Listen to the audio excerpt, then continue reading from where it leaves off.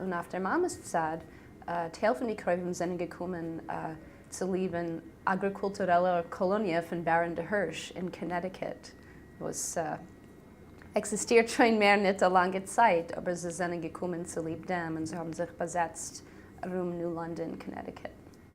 Hat gehabt nicht nur in Connecticut, nur in anderen Orten, zum Beispiel in Argentina hat auch gehabt, aber ist gewesen etwas ein Gewirr, was hat geschenkt als Sachgeld, als Jeden sollen werden Farmer und besetzen sich in neue Orte, das heißt wegfahren von Europa und besetzen sich in Connecticut oder in Argentina, in die Pampas. Ich habe erst gelernt einen Roman wegen dem, was heißt auf Argentiner Felder von Rivke Rus, was erzählt wegen der Jid, was ist gefahren in die Pampas, seine Jiddischlehrer.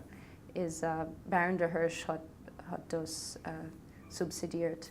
Und ja, ich meine, sie haben gewollt fahren in Amerika, sie haben ein besseres Leben. Ich denke, als mein Baba von Connecticut hat gesagt, als ihre Sprache ist gekommen zu lieber Programm, als das ist gewesen eine Gelegenheit, sie haben gekannt, kriegen Geld zu kommen in Connecticut und werden Farmer. Und sie sind, versteht sich, nicht geblieben Farmer, sie sind später reingefahren in die Stadt und sich vernommen mit anderen Sachen, aber sie haben angehört wie Farmer.